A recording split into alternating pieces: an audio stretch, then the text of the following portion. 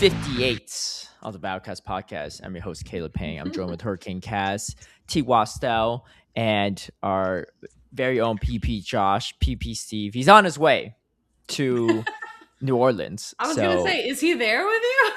Okay, so he was actually at Chicago Go Fest this past weekend. So where is he at right now? I actually don't know. You might still be in Chicago. PVP Steve. maybe.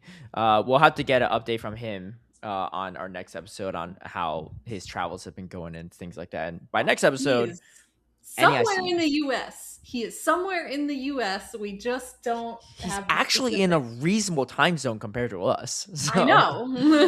if anything, he should be free, but nah. Whatever. And you and I are in the same time zone. That's true. Yeah, as you can tell, my background's a little different for those that are watching the YouTube version, or maybe the audio sounds different. I brought my mic, but the distance, I don't know, it just could be different. Anyway, I'm visiting my dad, my stepmom in Atlanta, so that's why. I'm not only in the same time zone as Kaz, but I'm literally 41 minutes away driving from her. So we'll see each other soon, though, because we'll be heading down to New Orleans together, as well as with H. Shira and Joraka. But we got some not a ton of events to talk about, so let's get into that first, and then we'll go from there. But we do have ourselves Frigibax Community Day, and this is not this upcoming weekend; it's going to be the weekend after. However, there's a small chance that we are going to record together in person this upcoming week after NAIC. So because of that, we just want to cover these things so that we can talk mostly about the tournament and everything like that if it, for those intents and purposes. If not, we'll remind you all that Frigibax is the weekend after this upcoming one. So it is Saturday, June 20th from 2 p.m. to 5 p.m. And, you know, the long-awaited Frigibax, and I mean, it's usually the Dragon, right? Or whatever the pseudo legendary is of the generation in June every year. And I kind of like that schedule. Don't give Kaz the cheat code. She might guess the next June Community Day. Yeah, we haven't done that in a hot I was going to say, but I wouldn't have lost this time. What did you guess last June? I think she said I don't remember. No, not curly. I don't remember what I guessed. I just know that I was like, no, it had a ring to the schedule. Hatena?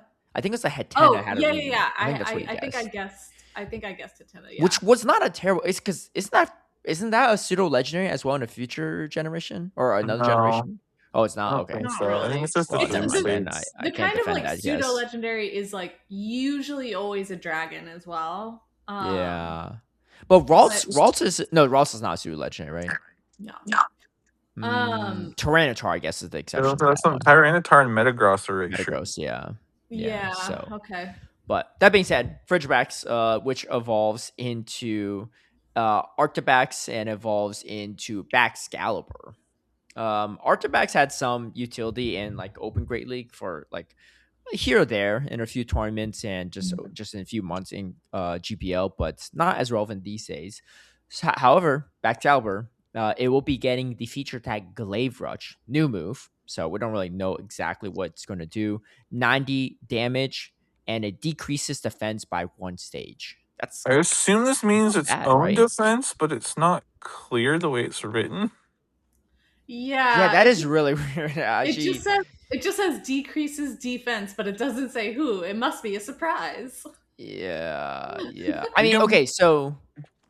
Oh, go ahead, Tristan. So we can probably look up what the move is in the main series game because that usually gives like a clue in terms of like let's see the stat changes. Okay, so it says in the main series games it leaves the user highly vulnerable. So that would mean a stealth defense drop. Yeah. Isn't this just like Clanging Scales then? So Clanging Scales is 120 damage, 45 energy, and then it debuffs yourself by defense by 1. So isn't this just like a worse Clanging Scales? Like it's less damage. Is this a dragon move or is this a ice move? I don't know actually. What is it in the main series game, Tristan? I just closed the No. I'll open it up. I believe in your ability to reopen it. If it's an ice move, then dragon. Oh, it is dragon. Now I don't understand. Yeah, I mean, makes no sense. Like, okay, I don't know how much cheaper it could be than Clanging Scales. Clanging Scales is already 45 energy, right? We're gonna make this like 40 energy is still less energy efficient, but 35 would be insane, I feel like. But like 40 would be less energy efficient, but like pacing to a 40 good, energy move, right?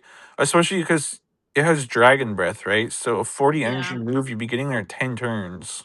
Yeah, so 40 energy, 90 damage would be 5 energy less than dragon energy, which is not bad.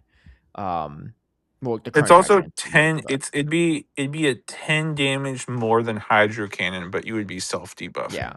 Or 20 damage more than Twister for the same amount of energy, I guess. But again, self debuffing, right? For compared to a dragon. Yeah, it just doesn't seem worth it. Is there any move that does 40 and 90? I'm trying to see. I'm trying to think here. 40 damage moves. Probably not. Okay, No, because so I think like Oyster Hydro Cannon is like your closest comparison. Flying Press. Flying Press. Yeah. That's the only 40 energy, 90 damage move in the game right now, which we've only seen on Pikachu. Wait, does Hulucha have it? Hulucha, yeah. Okay. Hulucha So and Pikachu it's a good move. are the only ones that. Because Zim didn't get top 4 with the Hulucha for just to be forgotten like that. Well, yeah. I mean, to be honest, I didn't get to see that regional because it was in the middle of the night for me. But yeah. Okay, so we'll keep our eyes on that one. I mean, if it's a 90-40 energy, it's not bad, right? But you do debuff yourself, so it's not nearly as good as Flying Press, because Flying Press doesn't even come with that caveat. But still, not a 90-40 like dragon move, and you're getting there in 10 turns. Like that's still like pretty good. Yeah, I don't necessarily know like if we'll see like Baxcalibur in Great League though per se. Yeah, I'm not sure. How do its stats compare to Arctibax? It's probably way too frail. But it's so glassy by comparison. Yeah, so Baxcalibur, this is. Oh yeah, Baxcalibur is a 1650 stat product, and Arctibax is a 1829. Yeah, that's a pretty big difference. Yeah, it's not great. What's another really frail Pokemon that we can compare this to? I don't know. It's like similar to Cinderace, but that's not really prominent. So in the meta. Okay, so Morpeko is like a 1596 stat product. This is 1650, so it's a little bulkier than a Morpeko. Yeah. So rank 1 Morpeko 16, 17. So slightly, it's almost got the same stats actually as Morpeko. Almost exactly the same defense, a little bit more HP, like 5 to 6 more HP, and then just like a little bit less attack. So pretty frail. I mean, it's literally level 16. It's the rank 1. It's a 0, 15, 5, which is that's a really weird rank 1 spread, actually, the more I think about it. But anyway, probably not Great League Ultra Pokemon either way. No one's really expecting that, right? I mean, like, it's just like, once in a while you see like a Tyranitar or Salamence in Great League. Like, yeah, I could hit bad card, but like, it just can't really tank much. But we'll see how good the move actually is. I think it could be interesting, though, for maybe Master League Premier. That's probably the best spot for it. And then I believe like eventually like it did get a mega in the latest games. Oh, it did? Okay. So at some point we'll be getting a mega Baxcalibur, which I think actually could be quite good. Dude, what didn't get a mega in the new games? This Flygon. Mega? Yeah, well, that's fine. Mega Baxcalibur, it kind of looks like Kyurem Black a little bit. But just a little bit, right? It looks like a slightly chunkier version of Kyurem Black. Yeah, he's trying his best, but yeah, my guess is mostly Master Premier, and then it's if you don't have like a good Great League Arctibax, it's worth grabbing, like, because Arctibax has been good in some limited metas mostly. So always a good one to get that too if you don't have that there. Well, I also got some good news for you all, because even outside of the actual release of the Community move and the Shiny Frigibax already out. Yeah, it came out last year at GoFest. Oh, okay. Oh yeah, that's usually what they do. Anyway, outside those that maybe people that don't have the shiny yet, it is also triple Stardust for catching. So that's we're back, nice, baby.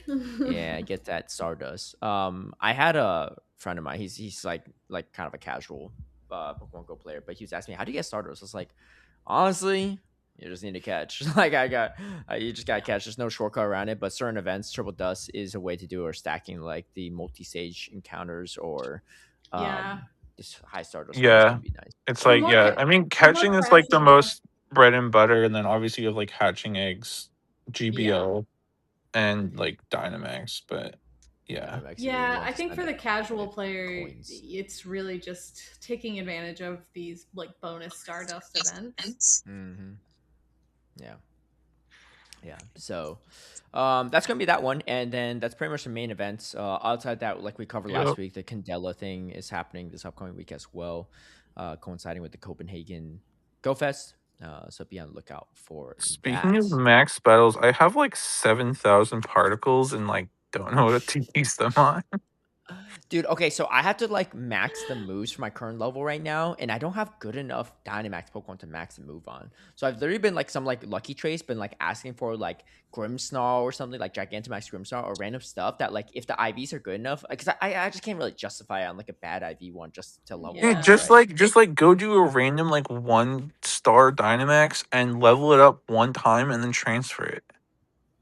I don't want to spend the resources, but I guess it's pretty cheap, right? You're mostly spending the energy or whatever, or what is it called, max particles, which like Yeah. you can get more every day, and then you're spending what, a little bit of regular candy. Like you're not spending Stardust. You're not. You only have to, like, because you like You're right. it's only a candy investment until the last level, which you have to use XLs. But If like what I was gonna say is if you traded, let's say if I level it and I trade someone, does it stay? The I'm not level? sure. I think it might reset. I think it resets. I'm Oh. fairly certain. I would say if I could just save for someone that else wants it, I'll just level something up. But yeah, I tried to do my Eternatus, try to level that up, bro. I need like 3,000 like XLs or something to max level something. I was like, this is not worth it at all. But Yeah, I think for the level up requirement, like it's mostly worth it to just like do one stage, like as opposed to like going all the way, because the first stage like level up thing is just using like regular candies. yeah, So it's like like I said, a lot of people would just like like do like a couple like 1-stars daily and then just level up the move and then transfer it, sort of a deal. yeah. But yeah, I just have all this energy because it comes in the passes, and I like rarely ever do max battles. Yeah. And then it's like I paid for that research that gives like the Dynamax like Kanto birds, and I'm still stuck on the first page because I have to like collect max particles, but I'm like have too much.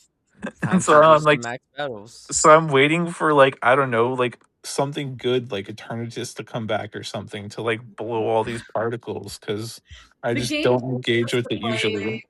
the game that wants us to play forever is like, whoa, Tristan, slow down. Yeah, the Dynamax ones are also hard to do because sometimes you just like can't get enough people to do it, and you can't solo them, right? Or a lot of them. So, but yeah, okay. Well, good advice on that.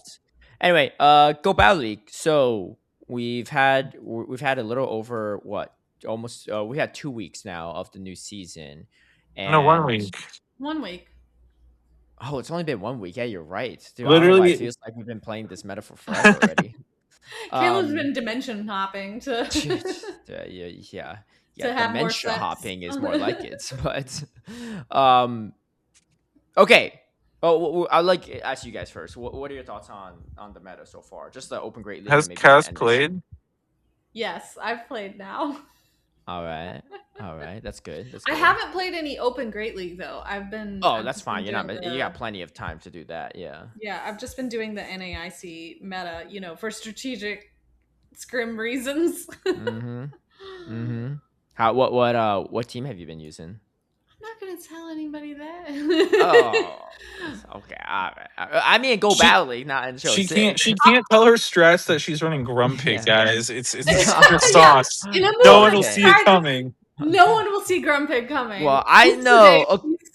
Okay, let me say this, right? I know you're a bird aficionado, but it turns out a lot of people are bird aficionados because the DGen Shadow Patriot Gust users are ramp. Okay, you cannot tell me, right? This is like the comical thing about all this. People complaining about DGen fast attacks, right? And then people find out that Shadow Gust Pidgeot is so strong in this meta, maybe in Shadow Swanna, all that stuff, and they just lean into it, right? They don't get make up your mind, right? Do people not like it, or do people like it? Because that's the thing, right? Like, do people are always going to exploit it if it's available? Like, that's why I don't believe in the people. Of course, but the what's the metaphor again? The thinking cap, or whatever. What? What are you talking about? Where like they theorize like why Niantic's doing stuff. Like it's like an analogy of like I forgot what it's called. Anyway, hopefully people at home know what I'm trying to say. But that's why I don't buy the people that are like, oh, maybe Niantic devs just want to move away from fast attack strategies. I was like, well then why would they buff Gust? Right? Why is Sucker Punch still around? Right? Because Kekalon's main utility is the fact that it could Sucker Punch down psychics. It'll have to spend shields, but it's got like decent moves, right, to throw back, especially running foul play and stuff, right? But I'm just like any meta, whether it's limited or even the Open Great League, I really think there are just two speeds. There's either people that want like the pure fast attack damage, the high pressure up front, or there's like the spam, right? Like there's just really there's only two directions, and I think that goes for this cup as well. It goes for every Great League Cup, like every Great League meta. Like that's just like that's why I've been trying to tell people. It's like you can nerf these things, but like this is the symptom of Great League because there's just not enough stat product, and the switch timer, even with 45 seconds, is still too long for you to be able to switch out in time, right? Like this Gust Pidgeot is still gonna shred you, right, and force you to throw shields you can swap out, right? And the same goes for the Charm users in the past, the Smackdown like Bastion, the Mud Slappers, like this is always like the Bullet Punchers, like it's always a thing, And the only thing keeping like Girafarig and Hypno in check in this meta is the fact that other psychics exist. Like that's because otherwise we'd also have Shadow Confusion, Shadow Girafarig everywhere, everywhere. Shadow Girafarig, Shadow Gust users, and then Sucker Punch users, right? Well, just Kecleon, really, right? And like I don't even mind, right? Like I lost a lot of games. I have like, learned the hard way that Furfrau also learned Sucker Punch. Oh, I haven't seen one of them dogs, but yeah, that's a wild time. I almost lost to a Sucker Punch Meowstic. Oh yeah. Did that learn Sucker Punch too? Yeah. Only like the male one. And it was like luckily I like pulled it out, but it was awkward. Oh, sorry. I was thinking about Meowscarada, Meowstic. Yeah, right. Because the female male learned different moves, which is very interesting. Yeah, actually. But it was like I like barely clutched it out, but I was sweating it because it was like I had like low health, like Hypno and Grumpig left, and it's like resisting all my fast moves and just like sucker punching me. I was sweating bullets. I was like, I can't lose this Meowstic. Wait, is there any other Pokemon in Pokemon Go at least where the male and female versions learn different moves of the same Pokemon? Like obviously Vespiquen can only be female, so that's like there's no male Vespiquen, right? But specifically just the same exact Pokemon, but just male and female difference. I know that Oinkologne, they both have Mud Slap, like because of Community Day. I think they have the same moves, it's just a stat product difference. Yeah, but they have the exact same move. They don't learn different things. Let me double check that. I don't think so. I think the moves are the same. I can't remember. Yeah, I think the moves are the same. Yeah, the moves are the same. It's just stat product slightly different. What about the only other one I can think of is like Unpheasant has different versions. But are they actually like listed as the Unpheasant? Well, they just look different, but the stats are the same. Different. Yeah. It's probably a lot like Oinkologne, but like no, Oinkologne's actually different because the stats vary by gender. But this one, the gender doesn't. If I'm Unpheasant, the gender doesn't dictate anything. Oh, it doesn't. Okay. Yeah. Interesting. Yeah. The only one I'm trying to remember. I've looked at this before, but it's been a while, so I don't remember. Well, I'm just trying to think of other species that have differences between like male and female in their evolutions. Yeah. You've got the Unpheasant, you've got Hippowdon, but I think those are the same. There's the same, yeah. It's just a cosmetic difference. Because a lot of the male and female do have cosmetic differences, but it's weird. It's like the Meowstic, the fact that they actually learn different moves is actually kind of crazy. But that's really wild. Luckily, that thing's not really meta because I would be so confused. Dude, honestly, not just me, but I feel like production would be confused. Actually, that could be pretty because they have to Well, no, I guess they see the team sheet, so that's fine. Because it'll say Yeah. the moves, right? But yeah, because I honestly don't even know the moveset difference of Meowstic. Maybe I should look it up because it, like Tristan said, it is eligible. Yeah, I don't You know know. the differences, but we can look it up now. But like they are pretty different, actually. Yeah. I remember because there was at least some other meta where they were both relevant in, and I was actually Yeah. confused. Well, there was another meta where, there was a meta where they were relevant, but I think that people were really only playing the male one because of Sucker Punch. The stats are exactly identical, but oh, I'm getting a little feedback. But so female has Charm, Confusion, Magical Leaf. Male And the male has has Confusion, Confusion Sucker Punch. Sucker Punch, yeah. And then the Uh, female has Energy Ball, Psychic Shadow Ball, and the male has Energy Ball, Psychic Thunderbolt. yeah. Luckily for you all, the male doesn't have Sucker Punch, Shadow Ball. Although that Shadow Ball might take a hot second to get to, so maybe not. Maybe not. Yeah, it'd be pretty slow is the real thing. Yeah. If it did, though, I do feel like there'd be a lot more people trying it. Yeah. Okay. Anyway, yeah. Okay. Yeah. So anyway, like I said, I don't really care about the gust users and stuff. Like, I think it's a very valid strategy, and it's part of it, right? I just like I can't tell people to not complain, right? If people want to complain, they can, right? But like you're living in like deja vu here because there's always gonna be something to complain about, right? And like you just like I think people just have to learn to accept that as part of a game. You don't have to like it, you don't have to love it. You can I dislike haven't it as seen well. anyone complaining about Shadow Gust except for Caleb. I'm not complaining about it because it's good. I'm complaining about because I'm sick and tired of people complaining about fast track strategies. But no about one's the complained complainers. about I know. Shadow Gust. Yes, you know why? Because the people that complain about charm and stuff like that are the same people using gust, and that's what's so hypocritical and annoys me, right? Like, how are you gonna be criticizing gust and then you're leaning into shadow gust users because you know it's actually good and it might be good in NIC in the actual tournament, but definitely in NIC Cup, right? That's the thing. It's the hypocrisy that pisses me off, you know? Like, how dare you say, like, they're on their high horse saying, like, I don't care about, okay, to be fair, that's not everyone, right? Let me clarify that. It's not everyone. Some people might not like Gus just as much as they don't like Charm, right? But I know, I'm not going to name names, but I've seen people complain, right? And there's the same people using Gus or taking advantage of it or not saying a peep about Shadow Gust users because they're like, oh, there's some good tech I want to use at NAIC, right? But I'm like, stop acting like you're better than people. Like, I don't use I'm not a fan of DGen fast attack strategies, and they're just using the same thing, or no they're one's supporting a fan of it or not. DGen until they try it. Yeah, it's not DGen. It's just a different strategy that you don't like and you can't outplay. Like, you're acting like a Quagsire with Mud Bomb Aquatail is any closer into Altaria than an Altaria is into a Bastiodon. Like, it's really not. I mean, everybody has their different play style, and we can see that on the stage, like during these streams and everything. Let people play the game. Like, stop being so judgmental as if you're above it all when like you're losing. Like, oh well, you know what? Maybe you should have built a better team, or maybe you got outplayed, or maybe you got outcomped. That'll happen. Fast attack pressure or charge attack pressure strategy. That's all part of it, you know? Yeah. Obviously, sometimes there might be a little more outplaying charge attack pressure strategies, but not always, you know? Like I said, there's some hard wall matchups. Like, wait till we see Kanto Ninetales at Worlds into Altaria. Like, you think you got outplayed there? I'm afraid not.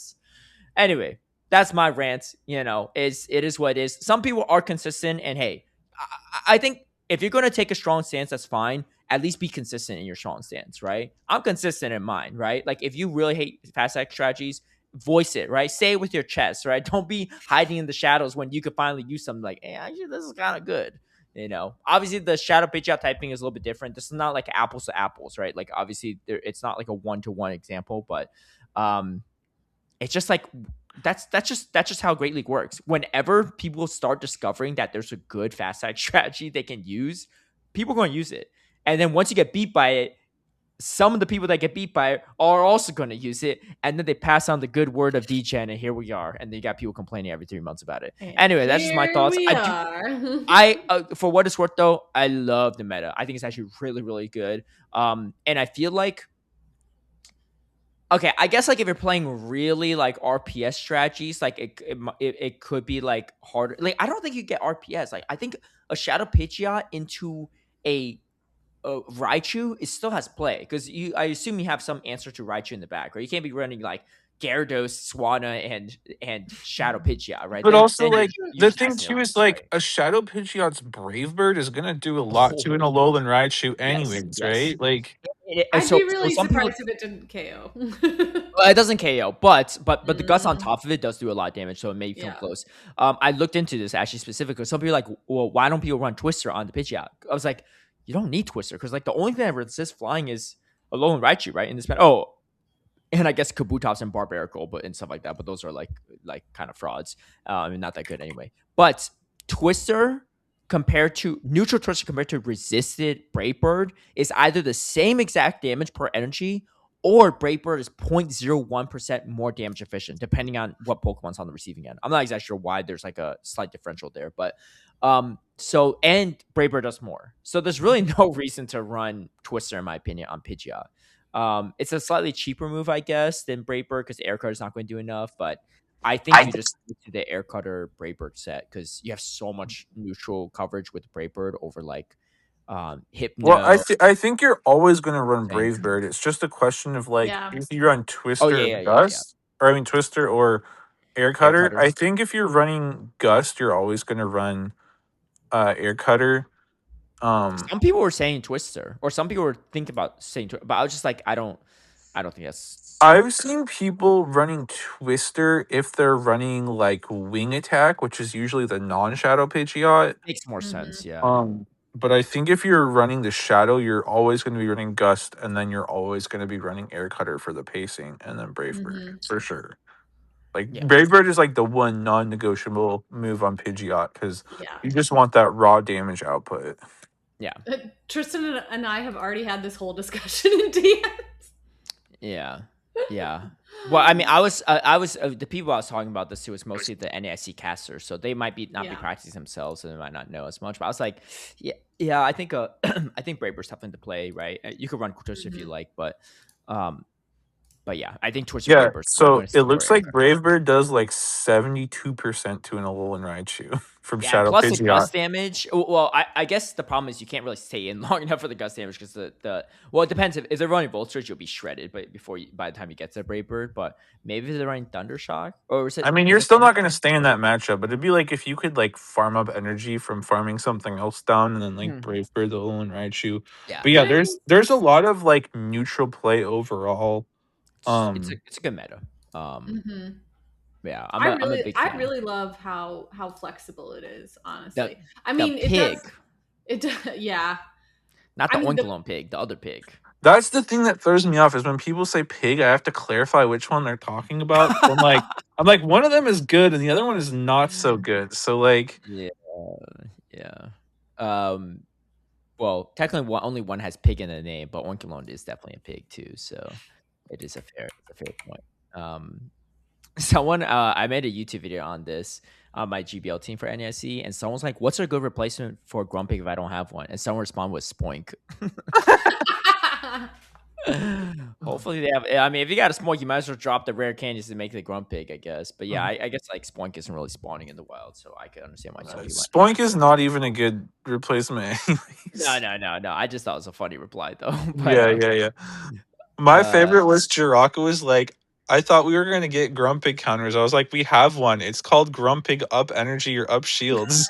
yeah, or you're baiting perfectly. Yeah. No, there really isn't. I mean, I think there's a lot of merit to Kecleon with foul play, but with foul play dynamic punch, you are hard walled by well, particularly Weezing, but also the other fairies outside Lone Ninetales, right? Because the other fairies are Yeah. fairies. So Yeah, I'm and not sure. Like, for show 6, I think running foul play is a little harder. In GBL, I do think foul play is likely the play more often than not. do you think so? I feel like it's still good in show 6 because like you don't want to be like it's not like Thunder Punch Kecleon's going to win the fairies either, right? But yeah, they can farm you much more aggressively. But they're all fairy winders or powder snow users, so they can't. Mhm. Well, the lone Ninja is actually irrelevant because you have Dynamic Punch. But the other ones are all fairy winders, right? So you can't really even fairy wind down. So you have to commit energy. But I think it's actually still very strong because you can't with foul play on deck in show 6, you can't safe swap the Grumpig or Hypno and be like, okay, Yeah. I don't mind this, right? Like foul play's there, so you're like, maybe you're gonna think twice about that safe swap. I mean, you could still Right. safe swap Grumpig because you could grab a Well, shield or do some damage. besides But the save swap too, like the thing that like I've noticed in GBL is like if I've seen my opponent already show Thunder Punch, then I know that like if I like lose the matchup and they have like energy on their Kecleon and it's like low HP, I know I can safely come in with a Grumpig or Hypno and try to farm it down. oh, true. Mhm. But if they have foul play, then that gets really uncomfortable.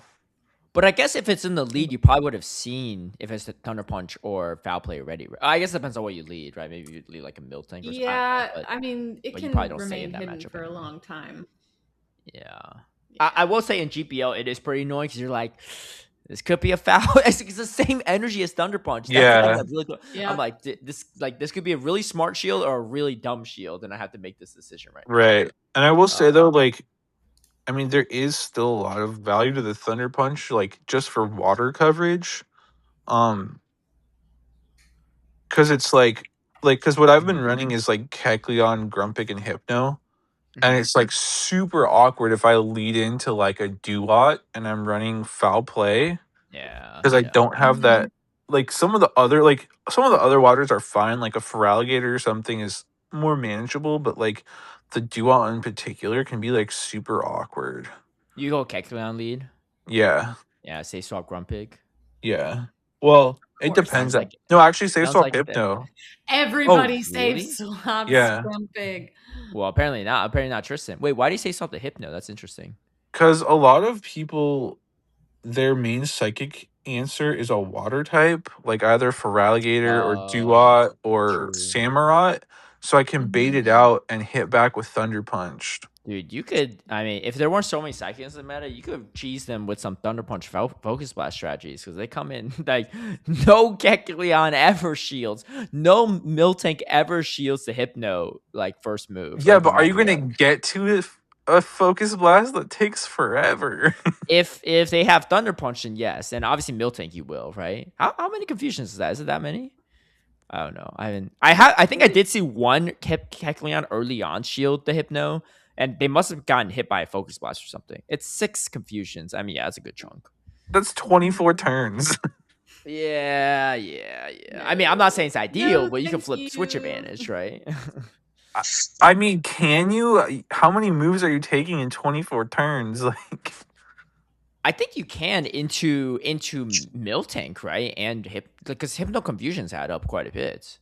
probably think not you the could. Kecleon, though. Let me sim this and see, but I actually wouldn't be surprised. So yeah, you could definitely you win the ones and the twos, or in the ones and the zeros against Miltank, obviously, and then Kecleon.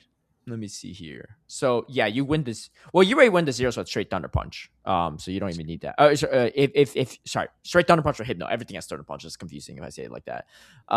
Into a foul play Kecleon, you win the zeros into foul play Kecleon too with Focus Blast. So, but only the zeros.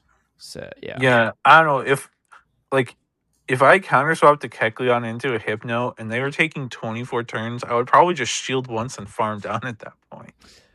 Yeah, for what it's worth, especially if you're running Thunder Punch, like you kind of need a shield anyway to maintain switch advantage there. So, yeah, you lose it once. I mean, it's not worth it. It's not actually worth it to run in my mind. But it'd be funny, like if you were able to pull that off. But I also, the other thing is I just like the bulk on Hypno because like sometimes I'll Mhm. save swap it and they'll come in with like a Grumpig and I can like you can tank the Shadow Ball while forcing a shield back.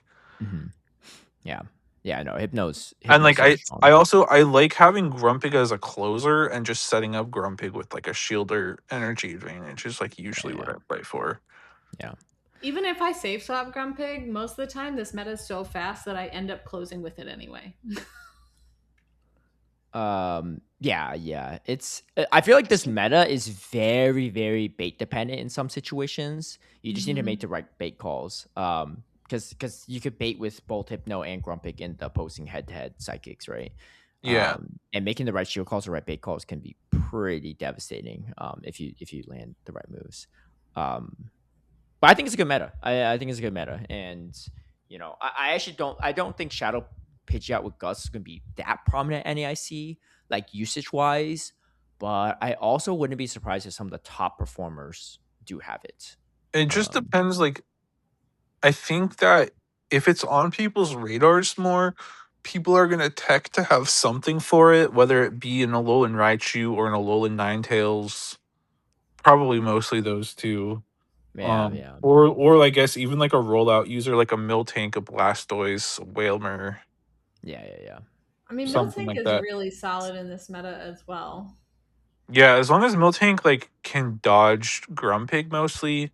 Obviously, it doesn't want to like take a dynamic punch from Kecleon, but that matchup actually is not that bad if you can like shield once, because it's like Kecleon's kind of slow and the Grumpig or and the Miltank can just like spam out moves. So like having played that as the Kecleon into the Miltank, it's like kind of awkward, especially because the Miltank can actually tank dynamic punch from the Kecleon. The Like, fact that Miltank also just into Hypno or just 4-turn users is so brutal. You just can't optimize into a Miltank. Like it's just stupid fast. Like they'll just never give you the opportunity, so you always have to throw bad timing. But yeah, I was looking at Inadequate's like usage from he posted one an hour ago, and Pidgeot was at 25% usage, which is kind of insane. Yeah, it seems like you're right, Tristan. The like 15% of them were running Wing Attack with Twister, but 57 were running Gust with Air Cutter as a move set, and both set running Brave Bird. So, but yeah, we'll see how it goes. it's been fun. I do want to like, because I've been playing just that same team, which is like pretty meta and like it's done well, but I'm starting to get like a little bored of it, so I might like start trying out some like random spice stuff. I know it's not going to be that good, but like just for GBL, I kind of want to mess around with Kabutops for a bit, just because it sounds fun. Like it has play into a lot of stuff, but like obviously it's not like necessarily super convincing into anything, but I feel like it could be a fun thing to just mess around with in GPO. Dude, Steve's on a boat. That's where he's been at. I just saw a picture, right? I scrolled underneath the usage graphic Inadequate's post on Twitter, and 20 minutes ago, Steve's been on a boat with him, Marto, and Swagron. God. What boat? I don't know. It looks like they're still in Chicago. That would make sense. That would make sense, right? It looks like it based on the bill. This is definitely not New Orleans. I'm almost positive Chicago. They're probably like all like head over to New Orleans together or something. I don't know, or not, maybe not together, but like around the same time. That's my guess. But anyway, it's a solid meta. Well, I'm very curious to see how it turns out at NAIC. But give big props though for the people on either Niantic or Play Pokemon side or both, whoever collabed on these limited metas. Big fan of the LAIC meta, UIC meta, and NAIC meta. And I feel like the worst one of the three was the LAIC meta. Like I think it's like I don't it's hard to compete the UIC meta because that was super neutral, but this one is hindsight also is 2020. What? Hindsight is 2020 because LAIC was first. Oh yeah. No, the LSE meta was good, but I'm just saying it's getting better, right? I feel like the LAIC meta was probably had like the most neutrality, but I think that they've had more diversity as we've progressed is a big thing. I don't know. The LASC meta felt like there's way more RPS matchups, like Medicham to Dusknoir into Oranguru. Like there's some matchups running Dusknoir besides like, was it Pato? Huh? There was only like Pato?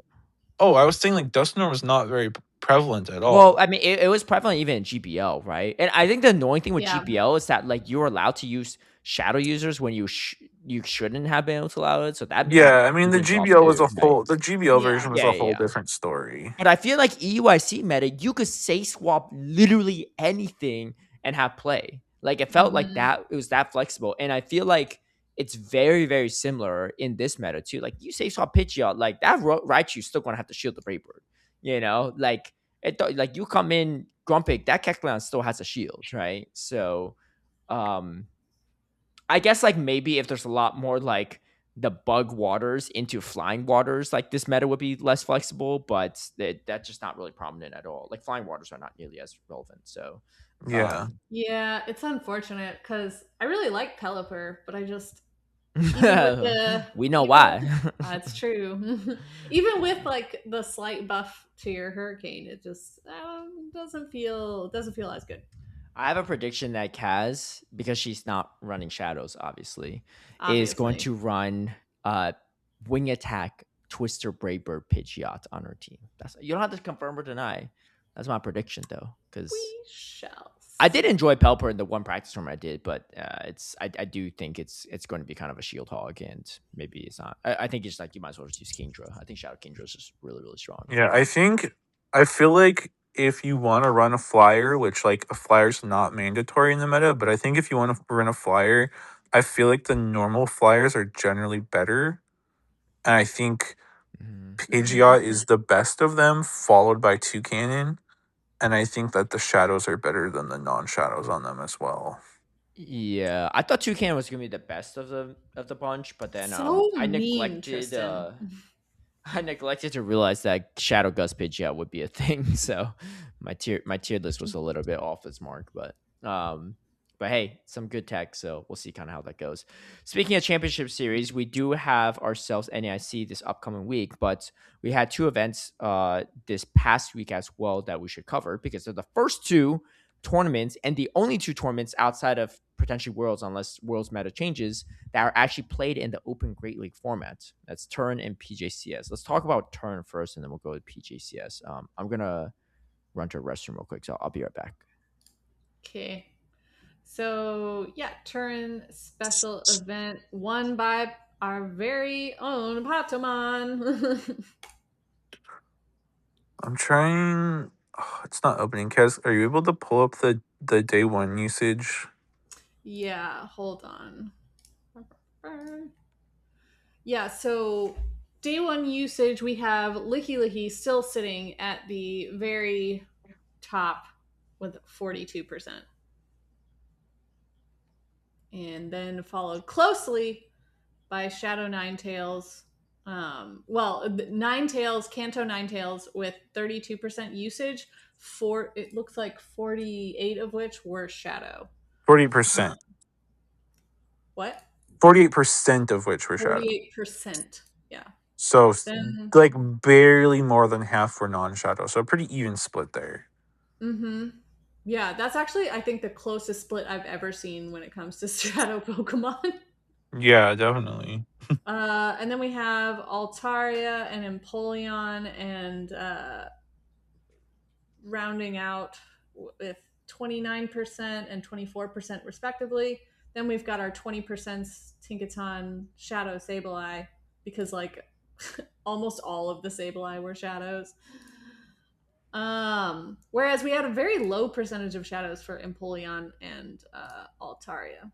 Which is kind of standard what we've been seeing. And then Stunfisk, 18%, Clodsire, 17%, and then Jumpluff and Quagsire at 15%, Fearow at 12%, and Fortress at 12%. So it's kind of crazy how much both Quagsire and Fortress dropped Yeah. in day one usage compared to what we've been seeing. I mean, it makes sense though. I think the Fortress was definitely scared of the Ninetales. I think people predicted the Ninetales usage going up, which I think resulted in Fortress dropping as well as Altaria usage, I think, increasing. And then the Quagsire obviously is a little iffy into the Ninetales as we've talked about. And then Yeah. also doesn't love seeing like the Jumpluff coming up as well as like the Fearow. So a little more hostile to the Quagsire as well. Yeah. I mean, I think it's a subtle shift compared to some of the things that we've seen happen in the past, but because the only two, I mean, there's really only Jumpluff and the Ninetales that are like brand new. I think everything else on this chart was kind of a little bit on the radar. I am a little bit, to me, the bird lover, is a little bit surprised by Fearow, but I guess if you want a flyer that's going to help you with that Ninetales, it'll certainly do it. Well, the Firo, I feel like I would say like Firo is similar to Ninetales and Jumpluff as kind of a new player. Like I know like Meteor Fallion won with it, but it's been like more of like a niche Yeah. anti-meta pick at best for the most part. Yeah. But yeah, the pacing buff for Firo is so big. I believe if I remember correctly, I think you can safe swap it and actually beat Unova Stunfisk or take a shield advantage from it now because of the improved pacing, which is like pretty huge. And then you're obviously like beating the Empoleon. You have like actually not terrible play into the Tinkaton just because you pace so well and they have to land a Gigaton Hammer, right? Yeah. Like Bulldoze does nothing. So like if you're able to shield and just like outpace them, you actually have play there. And then I think one of the biggest selling points for the Firo is that it's a Sableye answer. Yep. Because Sableye usage going up with Wigglytuff nerfed, and Firo is one of the better Sableye answers. Probably Firo and Tinkaton in this are in this top usage. Jumpluff's also not bad because it has that fairy wind, but it's not as reliable as the other two. So yeah, that's a big selling point for Firo. Obviously it's squishy, but it just has really good pacing and just good coverage too. Like flying ground can hit basically everything besides like a Corviknight for at least neutral damage. And then ground is obviously good coverage for a lot of the things that resist flying, right? Your stunt discs and your Tinkatons. I really wanted it to be better in the NAIC meta. I mean, I talked a lot with you about like how I was playing with it and practicing with it. Because the pacing feels so much better now. Yeah, I think the problem it has in the NAIC meta is it just doesn't always hit hard enough. So it's not as good neutrally as a Pidgeot or a Toucannon. But in open, right, because the biggest selling point of Firo over some of the other flying normals is that drill run coverage, and I think the open meta, the drill run coverage is a lot more valuable, whereas in NAIC, where there's a lot less things that even resist flying, you just want that raw nuke power of a Brave Bird or a Beak Blast. But yeah, so that's our day one usage. And like overall, like I didn't like see the whole tournament, but I was able to see some battles on day one and on day two.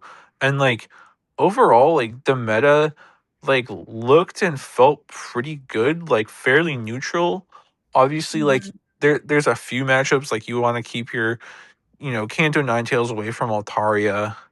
And like I know there was like a couple meta chambs which have to like dodge Sableye. So like there's a few hard counter matchups like that, but a lot of them were like pretty like back and forth, like neutral dynamic, which is good. Like it seemed a lot better than the past meta, I felt like. And then the other interesting thing, which is not showing up on this usage graphic, but and I think it's because it's split between multiple Pokemon, but we actually saw a pretty decent like return of fighters. Yeah, well, it's not on this graphic, but I was just about to point out that if you look at the day 2 like top 16 usage, like it's almost like a whole different tournament. Yeah. But again, I think the day one, and we can get into the day two in a sec, but I think part of the reason they're not showing up on the day one is because it was split between multiple fighters. There was like a good chunk of probably Primeape was the most common that I saw, but like there was some Metacham, there was some Poliwrath. And you do So see all of that on day 2. Like you yeah, see Primeape jump up into the top 8 or I'm sorry, the top 12 Pokemon. And just looking at the teams like on the Dracoviz graphic, you do see a lot of Metacham. right. And I think some of that I think is like multifold. I think the Wigglytuff nerf is definitely a big thing that gives those fighters more room to play. Mm-hmm. Obviously, with Licky Licky usage as high as it still is, having a fighter for that is nice. Mm-hmm. And then the other thing is that, flying types are traditionally some of the other most common like fighting answers. But the thing is that the most common flying types are Altaria and Jumpluff, which are both double weak to ice. And if you notice, are the fighters that seem most common were all running ice coverage. It was Primate, Yep. usually Shadow Primate with the Ice Punch, Metachain with the Ice Punch, Poliwrath with like Mudshot Icy Wind.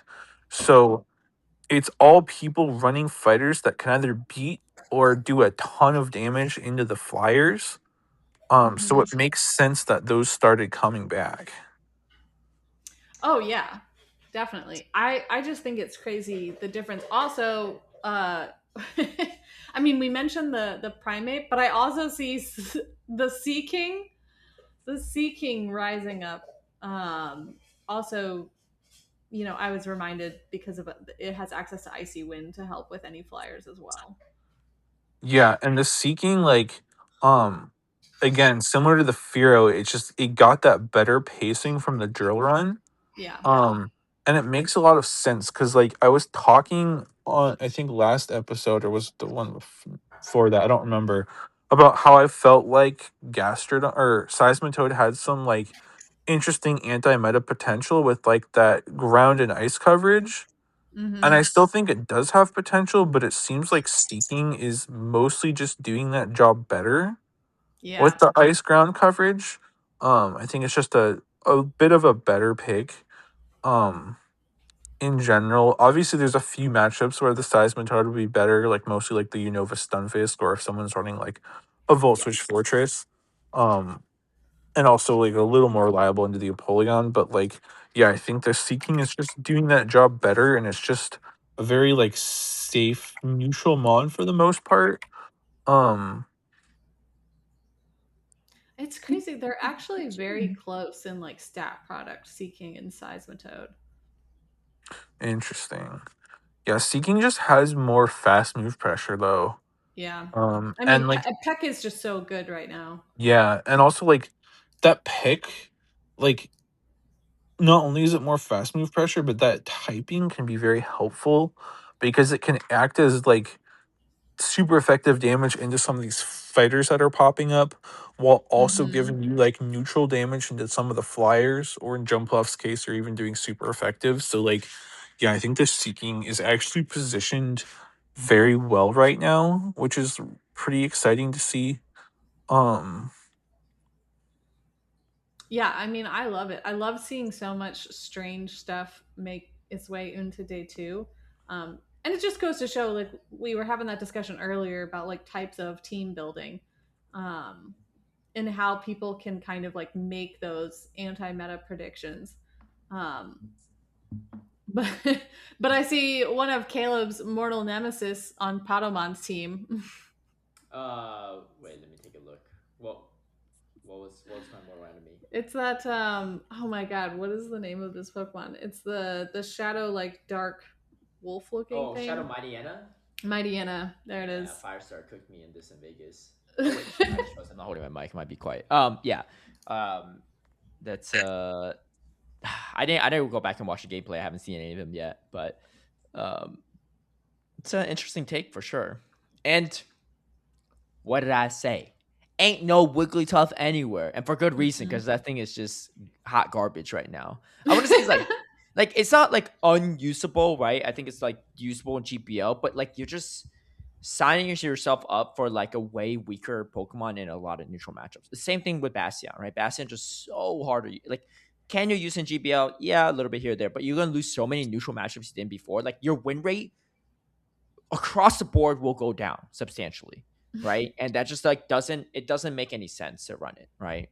Um and yeah, I do like the Stumpus pick fight them because it's a ground type. It's not a mud boy, right? But it's a ground type that like Mhm. doesn't get one shot from the energy ball from Ninetales. So it's I think it's a pretty good shout out. Well, I think Especially the the electric coverage on it is pretty handy too, especially for the seeking matchup. Because Yeah. and you're resisting Peck as well. Um, Mhm. and then obviously like good into stuff like Tinkaton, Licky Licky, Yeah. even Empoleon, you're pretty decent. Yeah. Yeah. Unova Stunfisk looked pretty like neutral and safe in a lot of the matchups, at least on like day 2. It had a lot of play. Yeah, I'm trying to think what else here.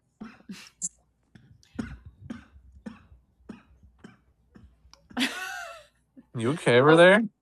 He's dying. Man down. You know what else I don't see is any Aegislash. Yeah, I was actually talking to some Alright. people about that. I think with Aegislash, I think increase in Ninetales and Sableye usage probably is what scared it off. Oh, for I think sure. it'll be back for Worlds for sure. I think it'll still be relevant. It's just like it's always going to be a very hard Pokemon to use and a very high skill Pokemon to use. Dude, this is why I don't. People clamoring for Aegislash to be nerfed is insane to me. Like, it is such a hard Pokemon to use. Like, yeah, it's So good in certain difficult. situations, but it's so hard to use. It's so hard Yeah. to use. But We did yeah. have one over in PJCS. Yeah, maybe we should transition over to there on that one because I know Kaz is a little bit limited on time today. So, That's true. all right, let's talk briefly about PJCS. I need to see how big this Draco is graphically. Okay, so they only have the top 8. Yeah, because they Yeah. couldn't. It was too hard to source like all the teams Yeah. because it's 64 qualified. Okay, Also, so Happy just Boy. 64 qualified? Oh Man, yeah, you want Kaz don't listen to our podcast. You sure don't. I mean, we know because there's a 3-hour episode. Okay, granted, it was a 3.5 hour episode you missed. But I talked about my second favorite Pokemon in the first like 2 minutes of the podcast, so I know you didn't get through any of it.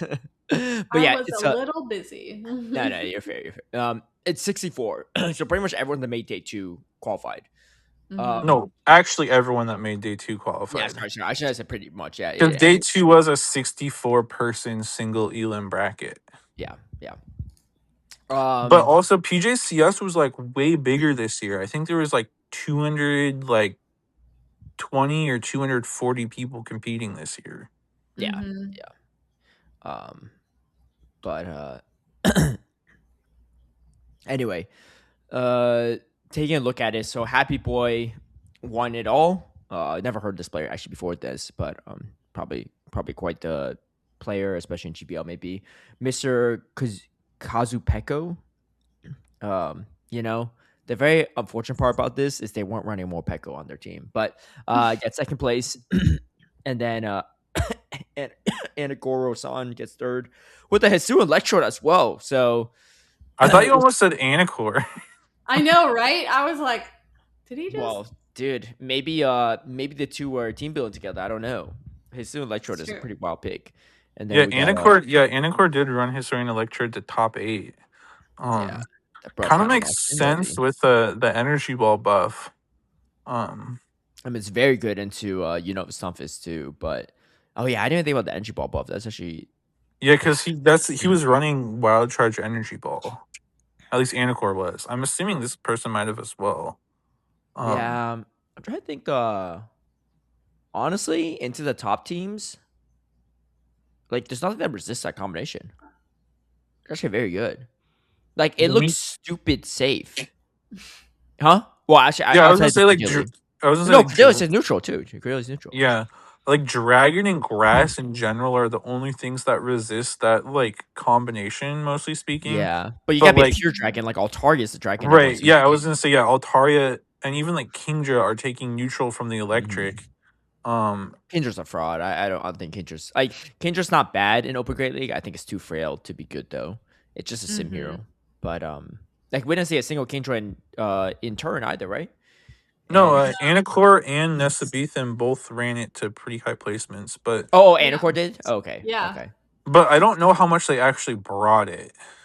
He also ran the Like, non-shadow, which is interesting. I like the shadow more, but Anacore did place higher than Nesabethan, so with the non-shadow, so I don't know, but yeah, dude, Anacore's kind of doing like, oh, never mind. Enough about Anacore. Well, let's talk about PJCS. But Ticketon is going to be top in usage, tied with Corsola. At least that's a hot. I mean, it's top eight's like such a small field. It's yeah, hard to this is say. only like But from the yeah, top 8, so it's like, yeah, yeah, it's a pretty small Yeah. sample size.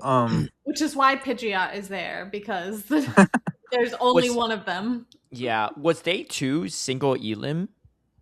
Yeah, I just Oh, said that. I said it Yeah. was top 64 single elim. oh, sorry, I missed that part when you said that. Okay, yeah, single elim's kind of weird. I mean, I think it's good. Like, okay, I'll put it this way: the people that win are definitely good, right? Or that do well are good. But the people that get eliminated early are not necessarily bad, right? Like, you just have one bad matchup, or you like get like, there's probably a lot of people that lost like 1 HP on like a game 3 or something, or game 2 when you Yeah, started for out whole sure. one. So like, I feel like best of ones are kind of like, or best like single elimination are a little bit hard to like measure, because I mean, one of my biggest gripes in Pokemon Go PP is that there's not enough variance in the game, right? So you can only do so much, even if you play really well. Um, but yeah, I mean, this should be interesting too. A couple of notable people that I didn't will make it. say, Caleb, on that note though, like this, like basically the format that they ran is pretty comparable to like what VG and TCG run, Yeah, I where know, it's but Swiss into single elim. no, I get you. But the difference between their games and our games is they have variance, right? How long is an average VGC game or TCG game?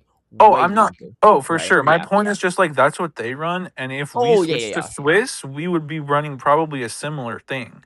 Yeah, that's why I don't really like. That's another reason why I don't really like Swiss or Go at the moment. There's not enough variance to the game.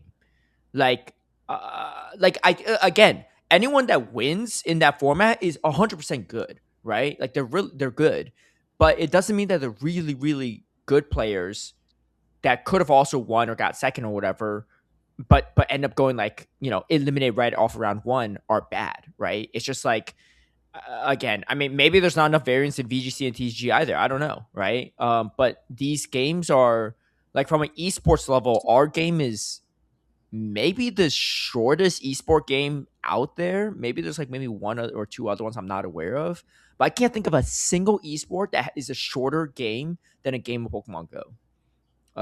Maybe even if you include like, sorry, even if you include a best of 3, right? In 3 games combined, I don't think that any esport is as short as ours in a best of 3. Counter argument. Wait till you have a dispute, and they're sitting up there for like an hour. Right, exactly. That's another issue with Swiss, because not only are they sitting up there for an hour, everyone in the venue sitting there for an hour waiting for it to wrap up. Oh So yeah, I will say like, and I don't know how much of this was it being Swiss versus how much of it was just like an organizational standpoint, but I watched some of the PJCS stream, and like, oh my gosh, it took forever. Like, I think you watched last year, it was pretty similar where like the rounds took forever. Um and I think a lot, again, I don't know how much of it was Swiss versus like, in fairness, they only host a Pokemon Go tournament once a year. So like they're not as like a well-oiled machine as like our regionals and stuff, but it was so long, like just waiting for a match to even come on stream. Like I think some of it was probably like tech and production stuff, which again is something they're only doing like once a year. But yeah, it was just like such a long wait between seeing battles, and like it just dragged on so much. yeah, um and then the other thing I didn't understand was, I heard that on the day 1 stream, they were like putting like random people that had like losing records on stream, like even in like the later yeah. rounds.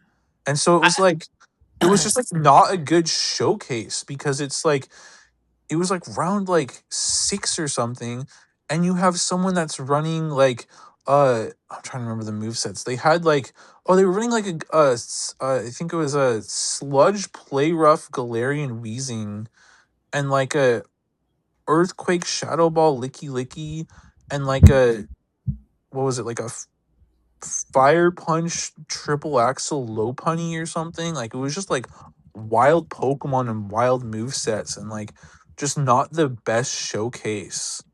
And like there's a lot of really good Japanese players, but a lot of what they were showing on day one was not some of the better players, which was just a little unfortunate, I feel like. Yeah, it's I will give them a little bit of a break on this one, right? Because the thing with PJCS is they literally host, like, for the Japanese production team and everything, they literally host one tournament a year. So they probably haven't like ironed out some of the kinks or like the setups, or know like, hey, maybe we shouldn't feature this 0-6 player right off the bat. Like to be fair, like when Pokemon Go first started in North America or Europe or whatever, it like on the official broadcast and stuff, there were some pretty scuff matches right early on. Like I remember at OCIC, the Oceania International, when we still had it, there was a guy running at like a 1200 CP Beedrill on stream in I mean, Winners we. Round 3. Like, Oh, I was gonna say we it's, get some of that like in the early rounds of streams, right? But yeah. like It's usually not by the same. later, It's yeah. No, I get you. It's definitely not the same. Like, yeah. But and like someone was like speculating that they like didn't want, because the thing is PJCS is closed team sheets, so they were like speculating that they like didn't want to like reveal like people's movesets that were doing well, which is like just do open team sheets then. Like I don't. yeah. Especially I mean, because Worlds is open team sheets, like help these people prepare better and get used to the same format as Worlds. Like their circuit's run by TPC, not TPCI, which is like the parent company. So they do their own thing, which is within their own right? They have the ability to. But I do agree with you. I think like it does do their own players a disservice by not copying like the same exact format as the Worlds format, because again, these players are going to Worlds, right? Like I mean, like not all of them are going to go, but like a lot of them are. So I do think it could be helpful. Maybe another theory is that maybe they don't have in the system to have open team sheets yet, right? Because you have to have the option to. Well, I don't know. I mean, they just print it. I'm not sure. Anyway, I can't really explain it, but I'm just trying to give them a little bit of grace on that. yeah, But I do think, this some of the stream matches were a little bit not ideal because the gameplay not as. I mean, if the person's like 0-6, like they probably have kind of a weird team with some. because Not like that game, right? Galarian Weezing I mentioned, like they swapped it into a fortress and then threw a sludge at it. Like Did it have maybe they were LP at least? like maybe they no, it was play rough and sludge. Well, play rough's still the better move, but I mean, like I don't know. Maybe they were hoping it was closed team sheets. They could like make them think there was an overheat, but like it was just still some wonky plays for sure. for what it's worth, I was playing a local tournament, and this is like this person's like first or second ever tournament, local, and she counter swapped a Tinkaton into my safe swap Volt Switch Fortress. And I still lost the game. So maybe there's something to it, but yeah. Anyway, that's PJCS though. Unfortunately, we don't have like the full like bigger overlook of the teams because it's just a lot to like. Oh, sorry, I'm getting some feedback. To overlap with and stuff like that. So, but yeah. All right. We're just gonna close things out. I feel like it's worth just noting like the winners teams.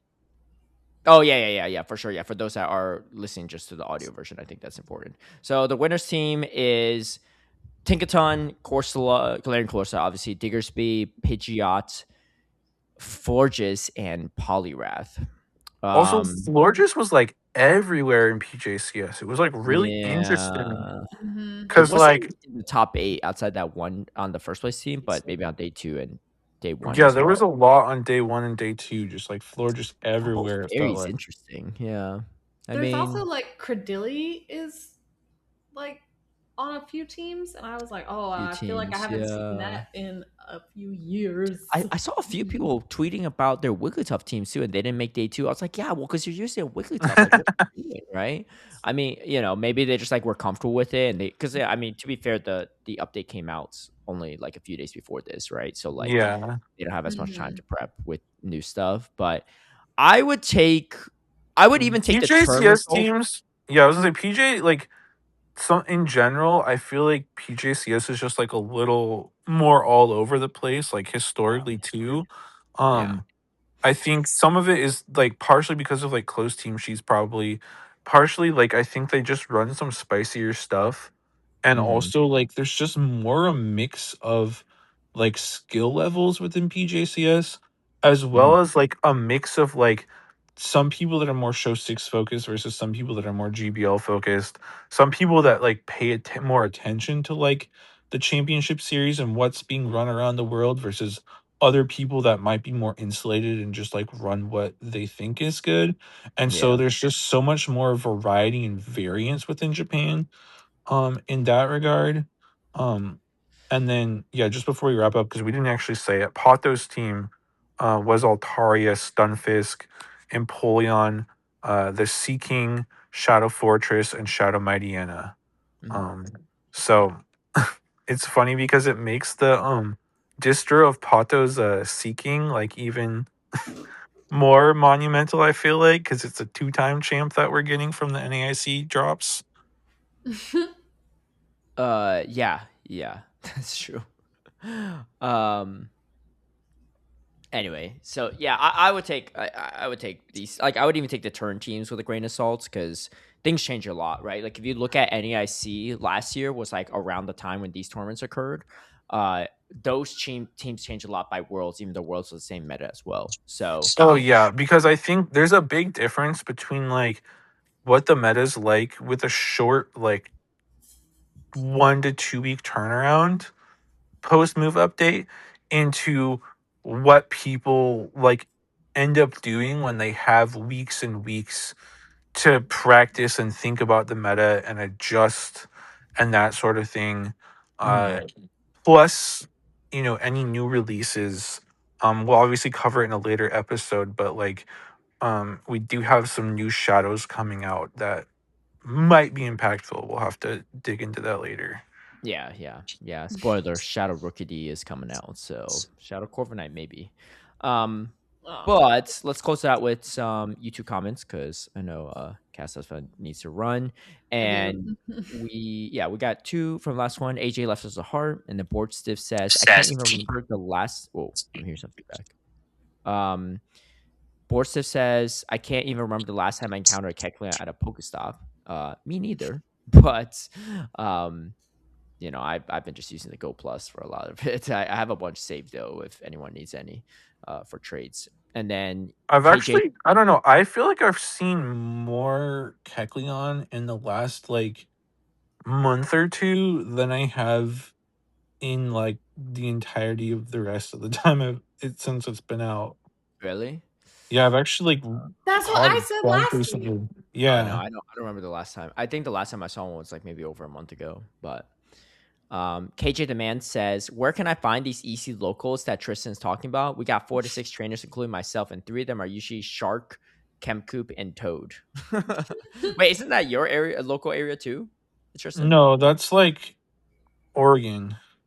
Sorry. Yeah, I don't know why I thought Toad was from Seattle, but Well, yeah. I think you were thinking because like Toad and Chemcoop have like both on occasion like come up and competed in our locals up here. So that's like No, probably no. why You you know what it thought is? it. I thought I forgot that KJ's from Oregon, not Washington, because he goes to like the Washington tournaments, to like Seattle, right? Because Right, like it's yeah. close enough. But yeah, he's from Oregon, so yeah, that's well, okay. Well, maybe you could find him in Seattle. I mean, there's some good Seattle battlers too, actually. Uh, Oh but yeah. it depends. I think a lot of people that go to locals these days are like the people that try hard and stuff and are pretty serious. I think if your local competition is just just 3 to 4 players that consistently play in the championship series circuit, then yeah, it's not maybe easy. But okay, and then one last comment from Podbean Jen. Jen says, "T topic suggestion: is Eevee family cats?" Even as a cat person, I wouldn't say so.